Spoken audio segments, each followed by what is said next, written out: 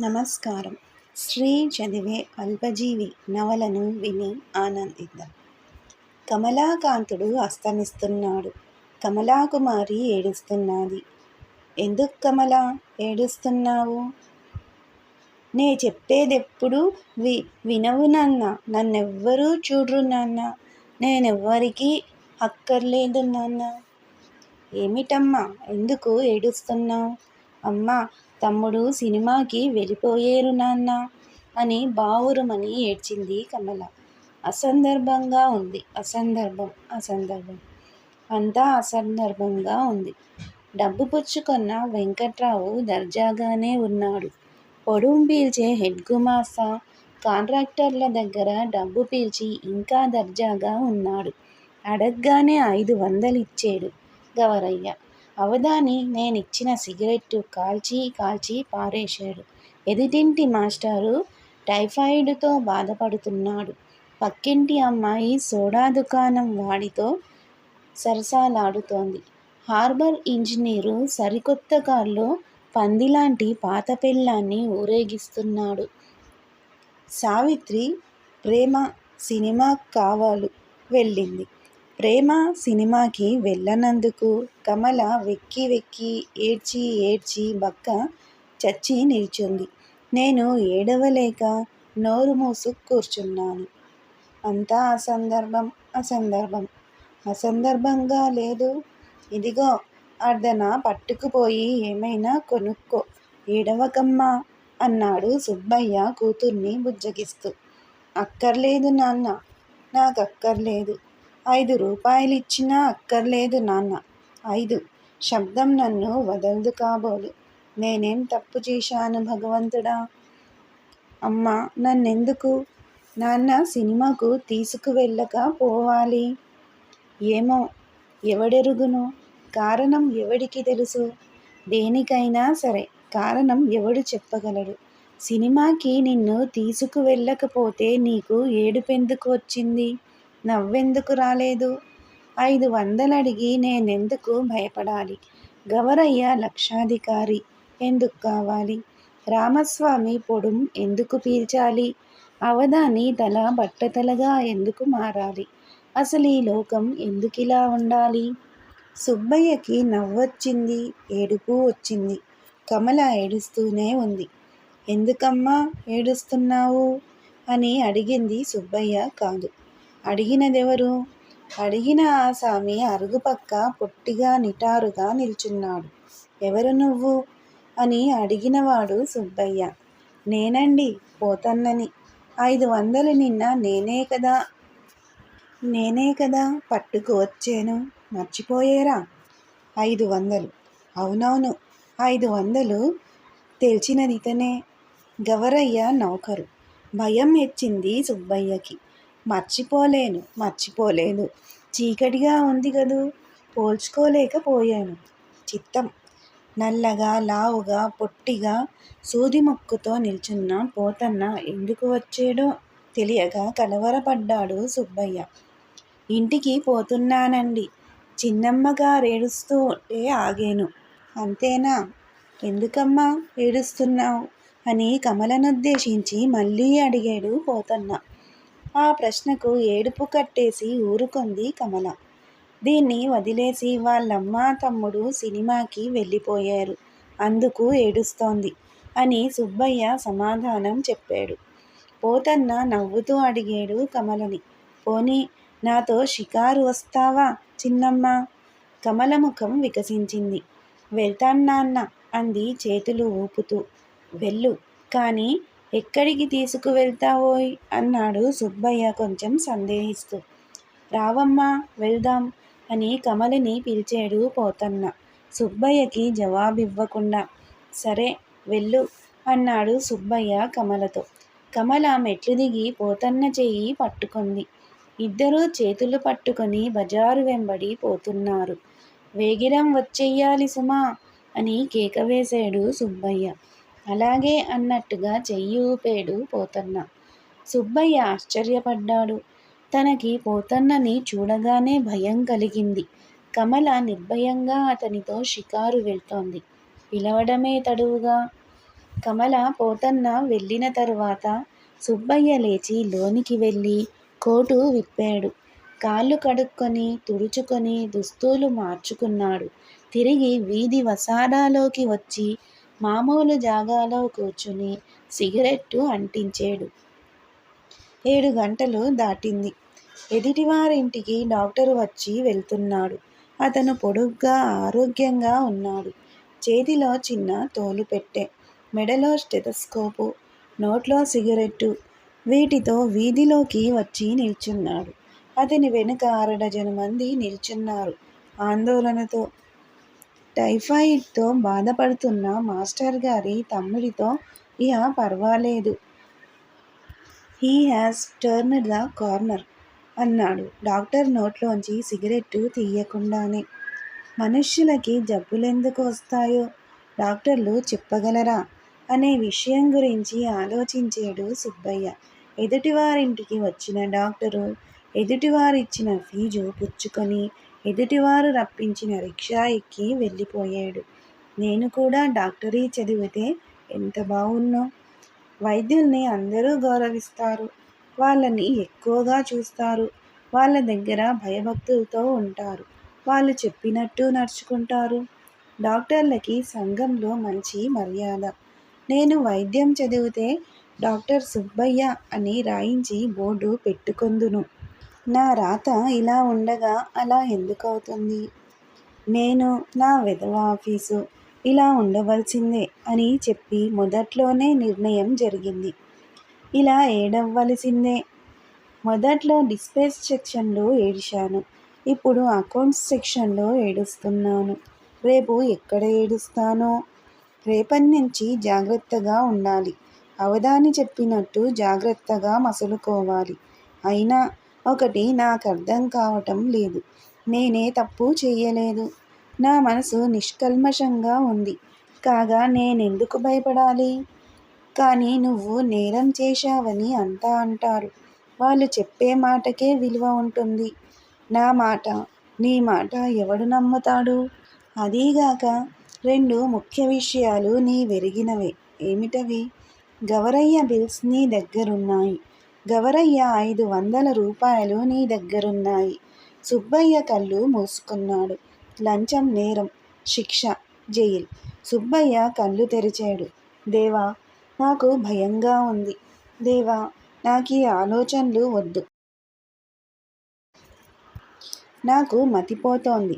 దేవదేవా, లేడిపిల్లలు లేటుగా ఇంటికి వెళ్తున్నాయి. పరమేశ్వరా, నాకెందుకీ భయం? సొట్టకాలువాడు ఆలస్యంగా బజారుకి వస్తున్నాడు. సర్వేశ్వరా, నేనే విధమైన నేరము చెయ్యలేదే. వయ్యారి భామ కొబ్బరికాయల తట్ట ఖాళీ చేసుకుని పోతోంది. భగవాన్, ఏ పాపమూ ఎరగన్నేను. సిల్కు జాకెట్టు పిల్ల లైట్ హౌస్ నుంచి వచ్చేసిందే. ఈశ్వరా, సర్వేశ్వరా, అందర్లోకి పాపాల భైరవుడు హెడ్ క్లార్కు, ఎర్రచీర మనిషి, అవధాని పాపం. వెంకట్రావు కోసం చేసేను. జమీందార్లు పాడు రోజులు. ఎదుటింట్లోంచి దిగుతున్నదెవరు? నల్లచీరావిడ కాదు కదా? కాదు, కాదు, అయ్యయ్యో కాదు. నేనింత బాధల్లో ఉన్ననని ఆవిడకేం తెలుస్తుంది? తెలిస్తే పాపం ఆవిడ కూడా బాధపడుతుంది. నాకు తెలుసు. నన్ను చూస్తే ఆవిడకి జాలి. పోయి ఆవిడ వెచ్చటి వల్లో పడుక్కుంటాను. ఎంతో హాయిగా ఉంటుంది. అరుగుమీద కూర్చున్న సుబ్బయ్య రాత్రి 8:30 గంటల వరకు ఆలోచిస్తూ ఆ రీతిగానే కూర్చున్నాడు. అవధాని ఆఫీసులో ఇచ్చిన హెచ్చరికతో అతనికి ఆందోళన, భయం కలిగి ఆ విషయం గురించి తప్ప ఇంకే ఆలోచన లేకుండా పోయింది.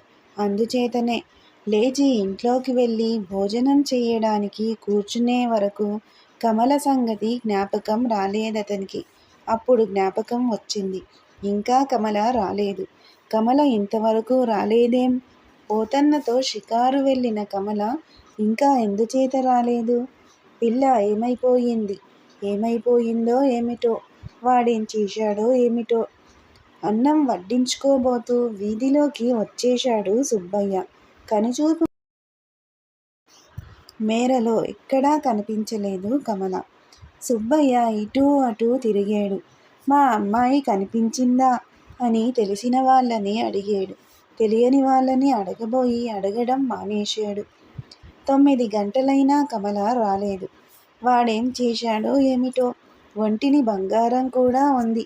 2 తులాలే అయినా చేదా విషమా? 2 తులాలంటే ఆ రోజుల్లో 200 రూపాయలు. ఇంట్లో ఉన్నది దాని ఒంటిని ఎరక్క పెట్టేను. ఎరక్క వాడితో పంపించేను. బంగారు కోసం ఎంతమంది ఎన్ని ఘోరకృత్యాలు. సుబ్బయ్య గడగడ వణికాడు. నేరకపోయి పంపించేను. ఎంత అమాయకంగా వెళ్ళింది వాడితో. ఏం దారి భగవంతుడా! పిల్లని వెతకడానికి ఇంకా ముందుకి వెళ్ళడమా? పోలీస్ స్టేషన్కి వెనక్కి వెళ్ళడమా? వెనక్కి వచ్చి ఇంటి దగ్గర కూలబడ్డాడు. అరుగు మీద కూర్చొని ఆలోచించాడు. పోతన్న వెంకట్రావు దగ్గర పనిచేశాడు గదా. తెలిసినవాడు వెంకట్రావుకి. దొంగలా కనిపించలేదే మరి. కానీ వెంకట్రావు దగ్గర ఇప్పుడు పని చెయ్యడం లేదే. నమ్మకం లేకనే వెంకట్రావు మానిపించేశాడో ఏమిటో. పిల్ల ఒంటిమీద బంగారం ఉంది. కానీ ఎత్తు బంగారం కోసం ఎంతమంది చిన్నపిల్లల్ని చంపెయ్యలేదు. చెమట చెమట. వెధవ చెమట. వెంటనే పోలీస్ స్టేషన్కి వెళ్ళాలి. రిపోర్ట్ ఇస్తాను. సావిత్రి నన్ను చంపేస్తుంది. వాడితో ఎందుకు పంపించేవు? బుద్ధి జ్ఞానం లేదు. తక్కువ వెధవలతో పిల్లని పంపిస్తావా? కానీ వాడు గవరయ్య దగ్గర పనిచేస్తున్నాడు గదా. 500 వాడే పట్టుకొచ్చాడు. నమ్మకం లేకపోతే సొమ్ము వాడి చేతికి ఇస్తాడా గవరయ్య? వాడు ఎగేస్తే ఎవడడగలడు? 500కి ఆశపడంది ఈ వెధవ 2 తులాలకి ఆశపడతాడా? మొహం చూస్తే మంచివాళ్లాగే ఉన్నాడు. బీచీని కూర్చోనుంటారు. రేడియో కూడా ఉంది. సినిమాకి పోయారో? నేను డబ్బివ్వలేదే. కొంతసేపు చూద్దాం. ఇట్టే భయపడతాడు సుబ్బయ్య. అంతలోనే భయం పోయిందనుకుంటాడు. కమల గురించి సరే కొంచెంసేపు చూద్దాం అనుకున్నాడు. సరిగ్గా మరో 3/4 గంటకి ఇంటి ముందు బండి ఆగింది. సుబ్బయ్య గాబరాతో చూశాడు. చూస్తుండగానే సావిత్రి, కృష్ణుడు బండిలోంచి దిగారు. ఏది కమలేది అని ఆతృతతో అడిగాడు వాళ్ళని. ఏమి ఇంట్లో లేదు అని అడిగింది సావిత్రి. నాన్న, సినిమా ఎంతో బావుంది అన్నాడు కృష్ణుడు. అమ్మాయి కనిపించలేదా ఎక్కడా? నేరం చేసిన వాళ్ళలాగా అడిగాడు సుబ్బయ్య సావిత్రిని. ఇంట్లో ఎందుకు లేదు అని ఎదురు ప్రశ్న వేసింది సావిత్రి మెట్లెక్కుతూ. ఆవిడ గాబరా పడుతోందో లేదో చెప్పడం కష్టం. ఇంట్లో లేదు. ఇందాట్లా పోతన్నతో వెళ్ళి ఇంకా రాలేదు. కృష్ణుడు ఇంట్లోకి రివ్వున పోయాడు. సావిత్రి మెట్ల మీదే ఆగింది. పోతన్నెవడు? గవరయ్య నౌకరు. గవరయ్యెవడు? సావిత్రికి కనపర్చకుండా సుబ్బయ్య చిరాకు పడ్డాడు. అతనో కాంట్రాక్టరు. వాడి నౌకర్తో మన పిల్ల ఎందుకు వెళ్ళింది? నేను పంపించేను. ఎందుకు పంపించేరు? బుద్ధిలేక అని చెప్తామా అనుకుంటున్నాడు సుబ్బయ్య. ఇంతలో ఇంటి ముందు సైకిల్ రిక్షా ఆగడం, అందులోంచి కమల గెంతడం, పోతన్న దిగడం జరిగాయి. అమ్మయ్య, ఇదిగో పిల్ల అన్నాడు సుబ్బయ్య. అమ్మా, నేను సినిమాకి వెళ్ళానే అంది పట్టరాని సంతోషంతో. ఎందుకు వెళ్ళేవే? అతి కోపంతో అడిగింది సావిత్రి. కమల ఉత్సాహం ఒక్కసారిగా చల్లారింది. జవాబు లేకుండా నిల్చుండిపోయింది. పెట్టెబండి వెళ్ళింది. చిన్నపిల్లని ఇంటి దగ్గర విడిచిపెట్టి మీరు సినిమాకెందుకు వెళ్ళేరో ముందు చెప్పండి అని అడిగిన మగవాడు కమల చెయ్యి పట్టుకు నిల్చున్నవాడు. అతడు పోతన్న. సుబ్బయ్య నిర్ఘాంతపోయాడు. సావిత్రి అంతకంటే నిర్ఘాంతపోయింది. విస్తుపోయి ఆశ్చర్యపడిపోయి నిర్ఘాంతపోయింది. ఒక్క క్షణం పోయాక నువ్వెవడివి అని అడిగింది కోపతీవ్రతతో. నేను పోతన్ననండి అన్నాడు పోతన్న. పిల్లని నువ్వేనా తీసుకువెళ్ళావు? చిత్తం. ఎవర్నడిగి తీసుకెళ్ళావు? బాబుగారు తీసుకువెళ్ళమన్నారండి. ఎవరా బాబు? అదిగో ఆ బాబేనండి. తనేదైనా చెప్పవలసిన అవసరం కనిపించింది సుబ్బయ్యకి. గొంతుక సవరించుకున్నాడు. కానీ నోటంట మాట రాలేదు. ఏ మాట అనాలో తోచక సావిత్రి కూడా ఆలోచిస్తోంది. ఈ విధవకి ఎలా బుద్ధి చెప్పడమా అని. ఆ లోపున పోతన్న అందుకున్నాడు. అమ్మా, మీరు పెద్దవారు. నేను మీకు చెప్పదగ్గవాణ్ణి కాను. కానీ మీరు సినిమాలకి వెళ్ళి చిన్నపిల్లని అలా వదిలేయడం ఏమీ బాగోలేదు. మీకున్న సరదా చిన్నపిల్లకుండదా? ఇహ మీద తెప్పుడు ఇలా చెయ్యకండి. ఏం? సావిత్రికి కూడా నోటంట మాట రాలేదు. అలాగే నిల్చుండిపోయింది మెట్లమీద. తన భార్యకి పరాయివాడు బుద్ధి చెప్పడమేమిటి అని కోపగించుకోలేదు సుబ్బయ్య. సావిత్రి లాంటి మనిషికి ఈ మనిషి ఎంత ధైర్యంగా బుద్ధి చెప్తున్నాడో అని ఆశ్చర్యపడ్డాడు. ఆశ్చర్యమే కాకుండా సంతోషించాడు. ఆశ్చర్యం! సావిత్రి మాట్లాడలేక పోతోందే. చిన్నమ్మ, ఇంట్లోకి వెళ్ళు తల్లీ అని కమలతో చెప్పి, మరింక నేనొస్తాను బాబు అని వెళ్ళిపోయాడు పోతన్న. సుబ్బయ్య సావిత్రి వైపు చూశాడు. సావిత్రి సుబ్బయ్య వైపు చూడలేదు. మొగుడు మొగాడు కాకపోతే ఆడదాని బతుకింతే అన్నది ఇంట్లోకి వెళ్తూ ఎవరితోనో అన్నట్టుగా. సుబ్బయ్య ఇంట్లోకి వెళ్ళడానికి భయపడ్డాడు. తరువాత దినం సుబ్బయ్య ఆఫీసుకి కొంత ఆలస్యంగా వెళ్ళాడు. అప్పుడప్పుడు తప్పనిసరిగా ఏదో పని ఉన్నప్పుడు ఆలస్యం అవుతూ ఉంటుంది. అందుగురించి ఆఫీసర్స్ ఎవరూ అంతగా తప్పుపట్టరు. రోజూ ఆలస్యంగా వెళ్తే మాత్రం సంజాయిషీ అడుగుతారు. మామూలుగా తన సీట్లోకి వెళ్తున్నాడు సుబ్బయ్య. హెడ్ గుమాస్తా తన వైపు కొరకొరలాడుతూ చూడ్డం లేదు. తల వంచుకొని పోతున్నాడు. సీట్లోకి వెళ్ళబోతున్న మనిషిని రామస్వామి ఆపాడు. యూ కమ్ హియర్ అన్నాడు. అతని కంఠం మృదువుగా లేదు. సుబ్బయ్య గది మధ్యనున్న రామస్వామి సీటు దగ్గరికి వెళ్ళాడు. ఎందుకు లేట్గా వచ్చావు అని సున్నితంగా కాకుండా అడిగాడు రామస్వామి. ఆలస్యమైనందుకు క్షమించాలి సార్ అన్నాడు సుబ్బయ్య రుమాల్తో ముఖం తుడుచుకుంటూ. ఆఫీసులో అంతా వారిద్దరి వైపు చూస్తున్నారు. ఆ మాట వస్తూనే ఎందుకేడవకూడదు? పెద్ద ఆఫీసర్లాగా సీట్లోకి పోతున్నావే. ఎన్నడూ అనవసరంగా మాటపడని సుబ్బయ్య కొంతసేపు మాట్లాడలేకపోయాడు. క్షమించండి సార్, ఏదో మామూలుగా మామూలుగా మామూలుగా మామూలుగా ఇదే పనైపోతుంది నీకు. లేటుగా రాకూడదని ఎన్నిసార్లు నీతో చెప్పడం. ఏం, జీతం ఒట్టినే ఇస్తున్నారనుకుంటున్నావా? రోజూ సరిగా వేళకే ఆఫీసుకి వస్తాడు సుబ్బయ్య. ఆ దినం తెల్లవారి లేస్తూనే కమల కాలుకి దెబ్బ తగుల్చుకుంది. ఆమెను ఆస్పత్రికి తీసుకువెళ్ళి రావడంలో కొంత ఆలస్యం అయింది. ఇవాళ ఏదో కొంచెం ఆలస్యం అయిందండి. సరిగ్గా టైంకే వస్తున్నాను కదండి. ఇవాళ మీ అమ్మాయి గిమ్మాయి డోంట్ టాక్ రాట్. ప్రతిరోజు లేటుగా వస్తావు. అడిగితే ఇన్సోలెంట్గా జవాబులు చెప్తావు. ఏమిటనుకుంటున్నావు నీ మనసులోకి నువ్వు? గెజిటెడ్ ఆఫీసర్వా? ఐసిఎస్ ఆఫీసర్వా? ఆఫీసులో దమ్మిడీ ఎత్తు పనిచెయ్యలేవు. Peon Venkanna is far better than you. Contractors దగ్గరికి పోయి చెయ్యి చాచడానికి మాత్రం తయారు. టేక్ కేర్, డిస్మిస్ అయిపోతావు. సుబ్బయ్యకేమీ అర్థం కావటం లేదు. అతనికి కంపం పుట్టుకొచ్చింది. హెడ్ గుమాస్తా తాలూకు మేజా పట్టుకొని నిల్చున్నాడు. Don't lean on my table, go to your seat అని అరిచాడు రామస్వామి. అదే తడువుగా తన కుర్చీ వైపు పోబోయాడు సుబ్బయ్య. ఆ కుర్చీలో రామారావు అనే మరొకతను కూర్చున్నాడు. గది మధ్య గడిబిడ పడుతూ నిల్చున్నాడు సుబ్బయ్య. ఇంకా వణుకుతూనే ఉన్నాడు.